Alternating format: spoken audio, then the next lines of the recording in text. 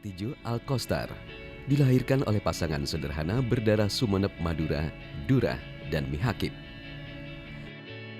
Pria kelahiran Situbondo, Jawa Timur pada 22 Mei 66 tahun yang lalu ini, sebelum menjabat sebagai Hakim Agung, aktif sebagai advokat dan dosen tetap di Fakultas Hukum Universitas Islam Indonesia UII Yogyakarta. Saat diangkat menjadi Hakim Agung, ia melaporkan kekayaan berupa rumah berukuran 54 meter persegi di atas tanah seluas 200 meter persegi di Jalan Cermai, Perum Sidoarum, Godean, Sleman, Yogyakarta. Sebagai Ketua Kamar Pidana di Mahkamah Agung RI, kesederhanaan dan kejujuran telah menepanya menjadi sosok bernyali untuk memutuskan perkara besar.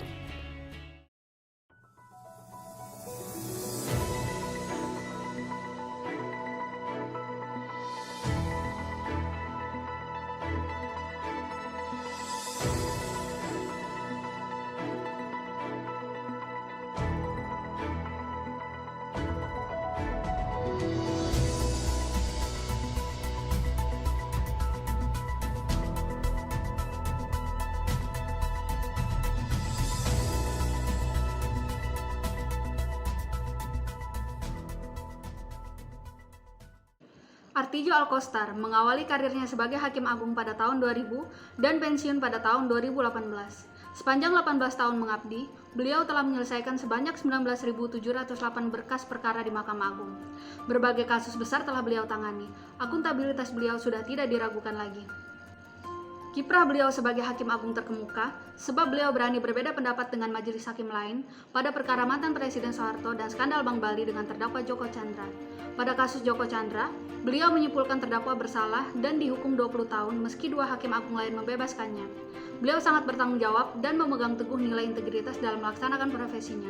Putusan kasus ini memperkenalkan dissenting opinion dari beliau yang membuat namanya kian mencuat. Sebagai Hakim Agung, beliau kerap memberi putusan kasasi dengan tambahan masa hukuman dalam kasus korupsi.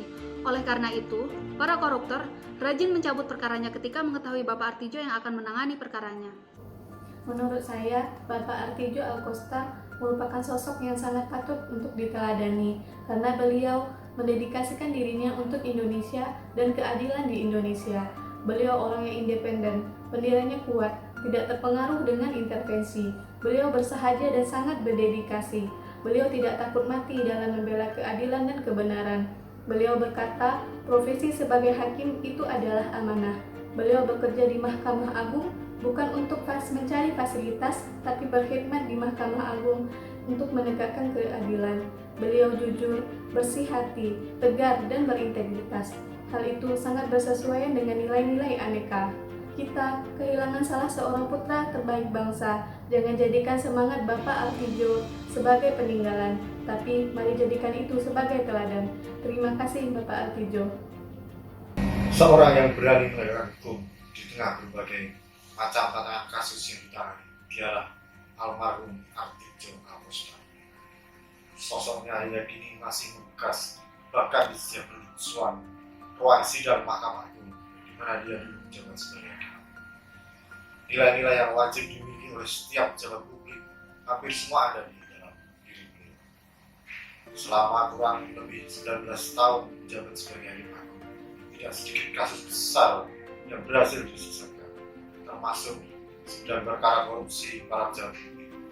Beliau pun pernah berkata, jika boleh para koruptor itu seharusnya dihukum karena korupsi merupakan kejahatan luar biasa dengan mencuri harta negara dan memiskinkan rakyat. Dari pernyataan ini terlihat bahwa beliau memiliki nilai-nilai anti korupsi dan amanah terhadap tugasnya. Nilai yang dimiliki beliau selanjutnya adalah kesederhanaan. Beliau bukanlah anak yang dilahirkan dari keluarga kaya.